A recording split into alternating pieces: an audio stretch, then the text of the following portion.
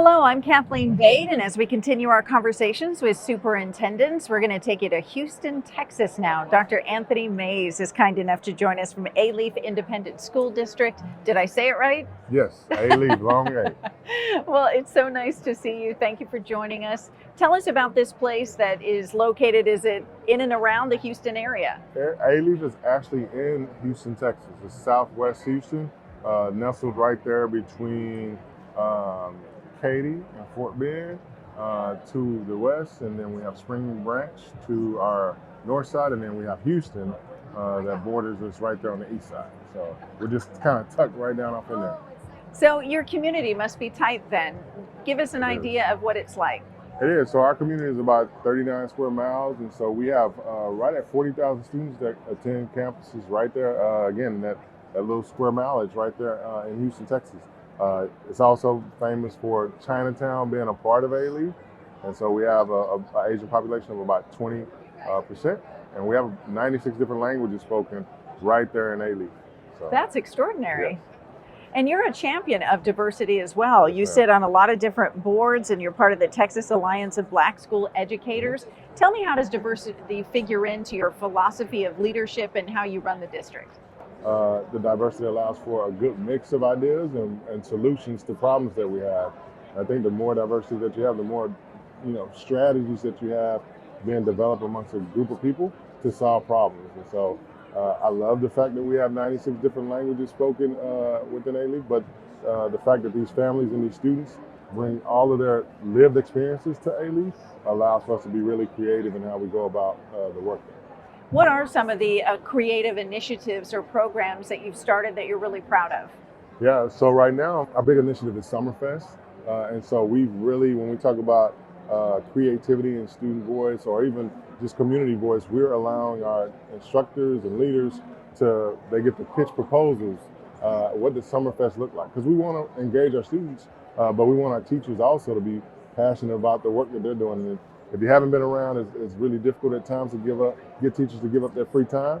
And so last year we had about 20 different pitches from teachers. This year we're up to like 50 different pitches from teachers. And again, that will take those pitches, and those pitches turn into actual summer camps and summer opportunities for students.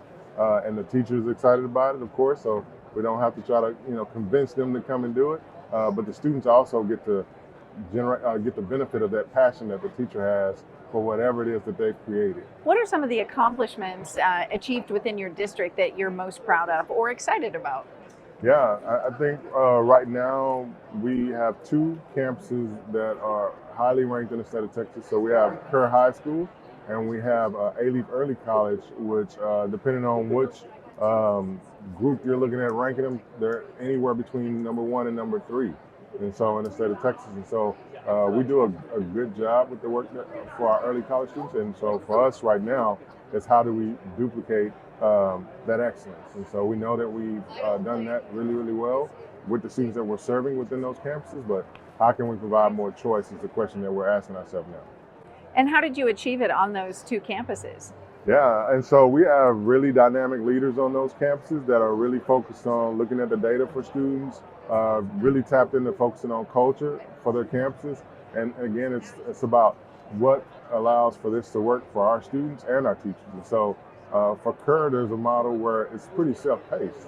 Those students come in, it's not a typical classroom environment with rows. If you go in, you're looking at huge pods of students, and you're looking at teachers all around this one room, but the students get to move at their own pace in terms of doing the work, whereas Alief Early is more of a traditional model that you may see, but again, the rigor and the pace is super fast, and we partner with our community college partner for that work.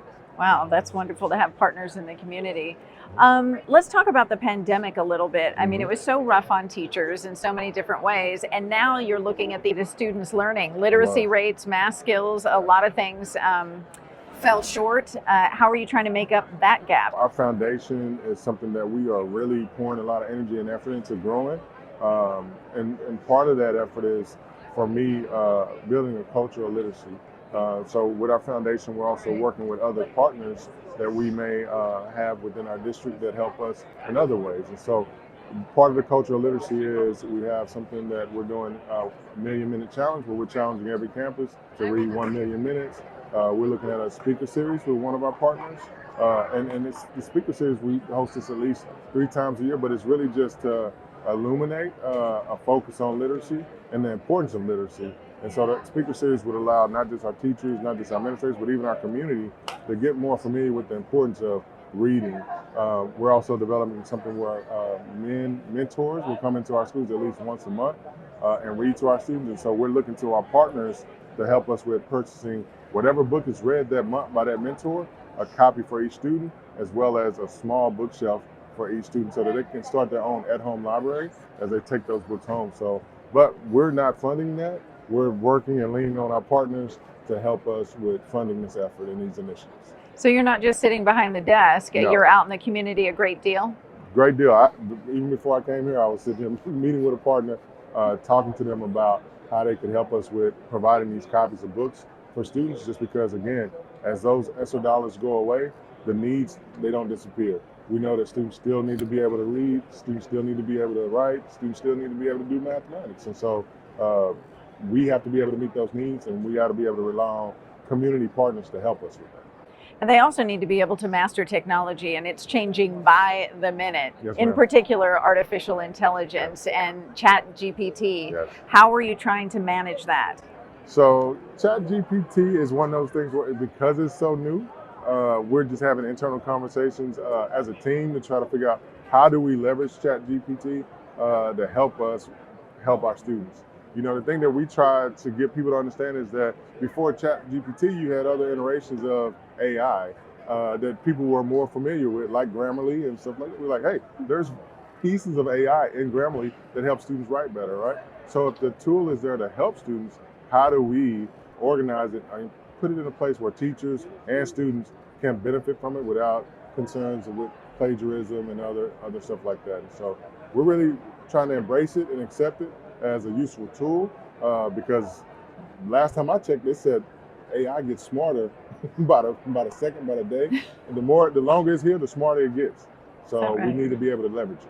As you're looking ahead to 2024, what's your outlook in terms of public education? When we think about some of the challenges that we're facing financially, and again, it's not just districts in Texas, these are districts all over the country that are facing these financial challenges. But at the same time, I'm excited because we get to recreate ourselves, right? We get to think about how do we do our work differently. And so as, you know, charter schools grow, home schools grow, virtual schools grow, we get to think about how do we deliver public education in a different way that works for the consumers that we're there to address needs for. So it's scary, but again, it's exciting because we get a chance to be creative.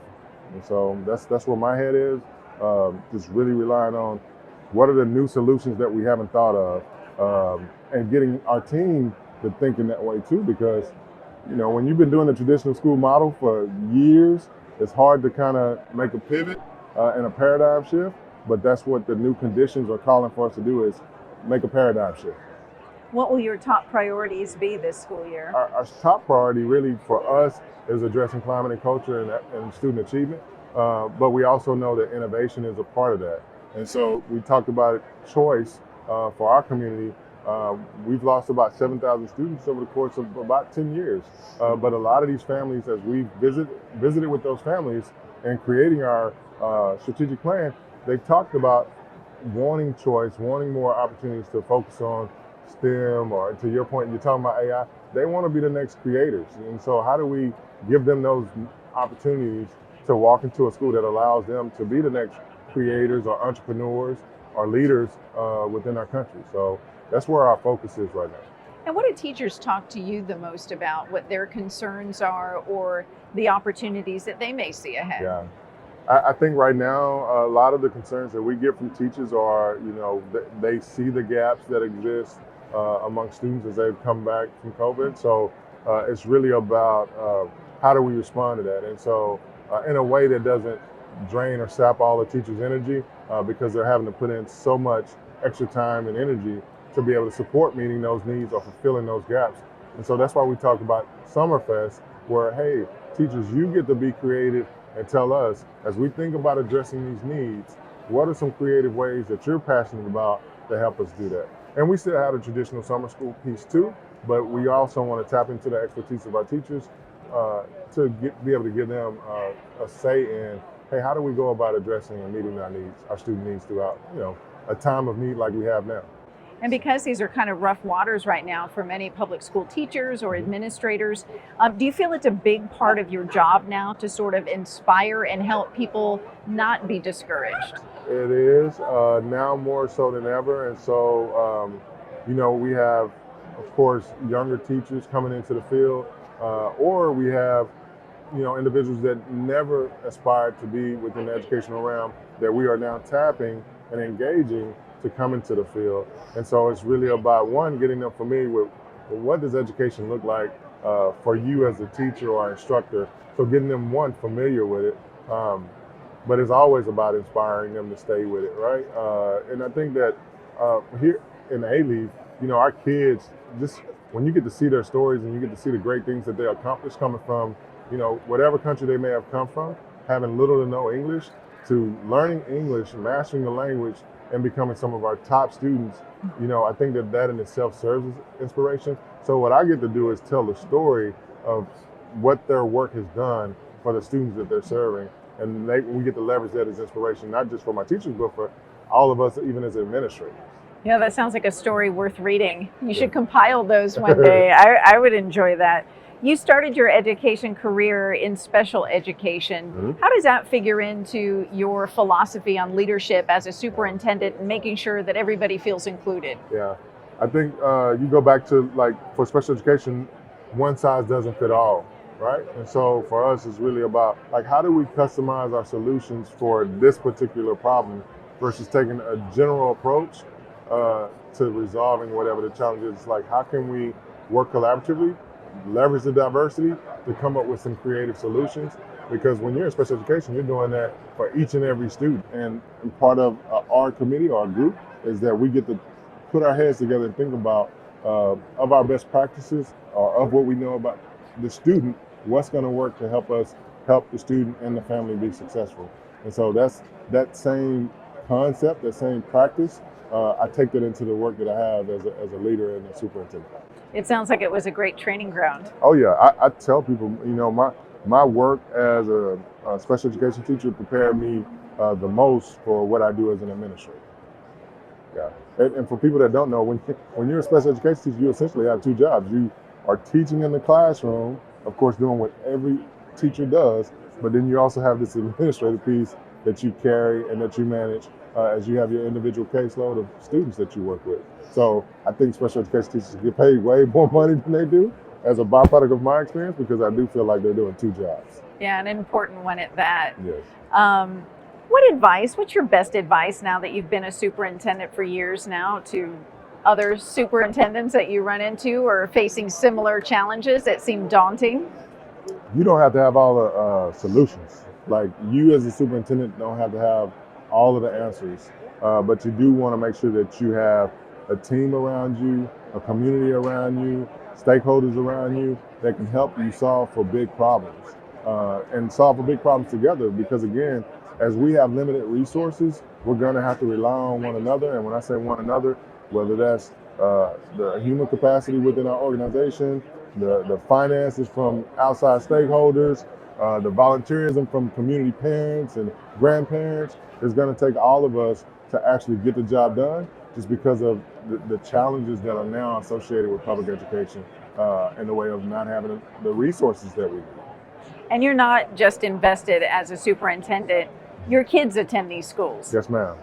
Yes, so I actually have 3 kiddos in school right there in Alief, and so that's always a part of my thinking. I want for everybody else's child that's in Alief what I want for my own child, and that's excellence. And so we're always in pursuit of excellence, in pursuit of providing high quality programs for all of our students. But I'm fortunate that all 3 of my kids get the benefit, and I look forward to making sure that we do great things, not just for my kids, but for all of our kids in Haiti. All right. Well, it was really lovely talking to you, Dr. Anthony Mays. Yeah. I'm glad you could make it in from Houston, Texas. Glad to be here in nice sunny San Diego.